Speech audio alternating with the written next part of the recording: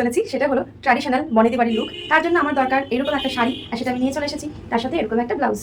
চলো এই দুটো পরে দেখা যাক যে আমাকে আদৌ আর কেমন এই দেখতে লাগে। লুকটা করার জন্য আমি সিলেক্ট করে নিয়েছিলাম এই শাড়িটা, যেটা আমার ভীষণ পছন্দের। এটা আমার বিয়ের রিচুয়ালসেরই একটা শাড়ি, যেটা আমি খুবই কম সময় পরি আর শুধুমাত্র পুজো অকেশনেই পরা হয়।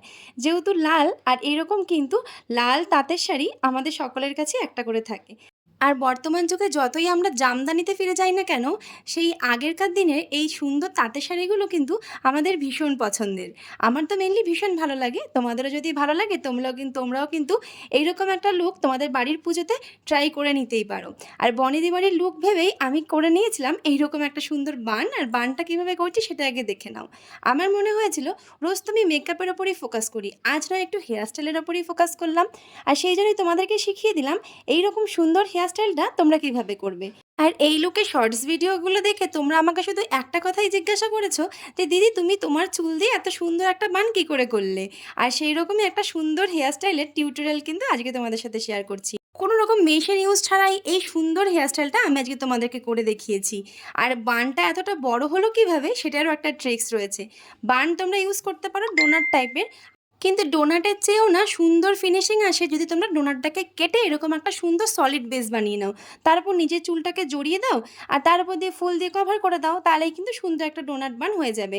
আর এছাড়াও আমি এখানে ইউজ করেছিলাম একটা এক্সট্রা বিনুনি, যেটা আমার কাছে ছিল। এটা তো তোমাদের সকলের কাছে থাকবে না, তো তোমরা কিন্তু এটা ফুল দিয়ে কভার করে দিও। আর আজকে আমি কোনো রকম ফুল ইউজ করিনি। হ্যাঁ, বিনুনির সাথেই তোমরা আরও একটা জিনিস ইউজ করতে পারো, যে যদি ঝুমকো পাওয়া যায় গোল্ডেন কালারের, সেই ঝুমকোগুলোও কিন্তু অ্যাড করা যেতে পারে। তাহলে বানটা আরও একটু ট্র্যাডিশনাল হয় আর দেখতে অনেক বেশি সুন্দর লাগে, যেটা আমার কাছে ছিল না। আজকে শুধু আমার ইচ্ছে ছিল মাথা ভর্তি সিঁদুর আর সুন্দর করে একটা লাইট বেস হবে। আর আমি সেই রকমই একটা লুক ক্রিয়েট করেছি। আগেরকার দিনে জমিদার বাড়ির বউরা এইভাবেই সেজেগুজে থাকতো। আমার এই লুকটা দেখে তোমাদের কোন সিরিয়াল বা কোন সিনেমার কথা মনে পড়ছে অবশ্যই কিন্তু কমেন্ট বক্সে জানাতে ভুলো না। আর এই সুন্দর সাজটার সাথে আমার মনে হচ্ছিল যে আমি কীরকম গয়না পরলে আমাকে ভালো লাগবে, কিছুতেই মাথায় আনতে পারছিলাম না। তারপরে খুঁজে খুঁজে এই ছোটো ছোটো গয়নাগুলো বের করেছি। আমার মনে হয়েছিল যে এরকম সিম্পল সাজের সাথে একটু গোল্ডেন কালারের গয়নাই বেশি ভালো লাগবে, কিন্তু কোনটা মানাবে ঠিক বুঝে বুঝে উঠতে পারছিলাম না। কিন্তু তারপরে এই জিনিসগুলো সিলেক্ট করেছি। আমার মনে হয়েছিল যে একদম পারফেক্ট লাগছে লাস্ট অবধি। তোমাদের এই লুকটা কেমন লেগেছে একদম বলো। আর যদি কিছু চেঞ্জ করার মতন হয়ে থাকে যে না এইটার পরিবর্তে এটা হলে ভালো লাগতো, সেটাও জানিও। এই যে দেখো আমি নথটা পরেছি, আমাকে একদম বাজে লাগছিল। আমি ভেবেছিলাম একটা যদি সিম্পল নথ থাকতো তাহলে ভালো লাগতো, কিন্তু এই নথটা একদমই নয়, ঠিক ঠাকুর ঠাকুর হয়ে গেছিলো। তারপরে আমার কাছে এই যে ফলস নোজ পিনটা ছিল, আমি এইটাই ইউজ করলাম। বাট দেখলাম যে এইটা ইউজ করার পর আমার মুখটা একটু চেঞ্জ চেঞ্জ লাগছে। তো সবসময় তো আমি ছোটো একটা দাড়ি পরে থাকি। তো তারপর এই নথটা মানে নোজ পিনটা পরে না আমার মুখটা একটু চেঞ্জ হয়ে গেছিলো। তার সাথে এই ফুলগুলো নিয়েছিলাম, ভেবেছিলাম যে মাথায় লাগাবো, কিন্তু একা একাটা লাগাতে পারছিলাম না। যদি কেউ থাকতো তাহলে আমাকে সুন্দর করে লাগিয়ে দিলেও হয়তো ফুল খোঁপাটা আরও বেশি দেখতে সুন্দর হতো। বেসটা যেহেতু একদমই লাইট করেছিলাম এবং আই মেকআপ থেকে শুরু করে কিচ্ছু করিনি, শুধু কাজল আর লিপস্টিকই পরেছিলাম। আর লিপস্টিকটাও একদম নিউড শেডের একটা লিপস্টিক পরেছি, কিন্তু সেটাকেও তো স্টে করতে হবে। সেই জন্য একটুখানি ফিক্সার লাগিয়ে দিলাম।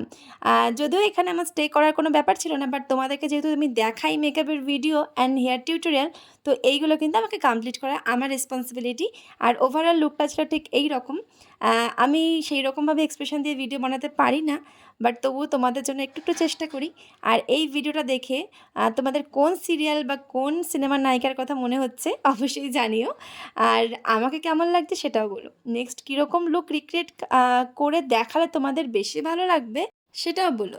আমি অনেক দিন পরই মেকআপের ভিডিও তোমাদের সাথে শেয়ার করি, আমি অনেক অপেক্ষা করি।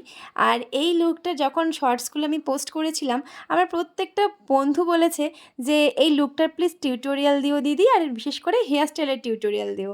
আমি তো অতটাও ভালো পারিনি, তবুও তোমাদের সাথে শেয়ার করলাম।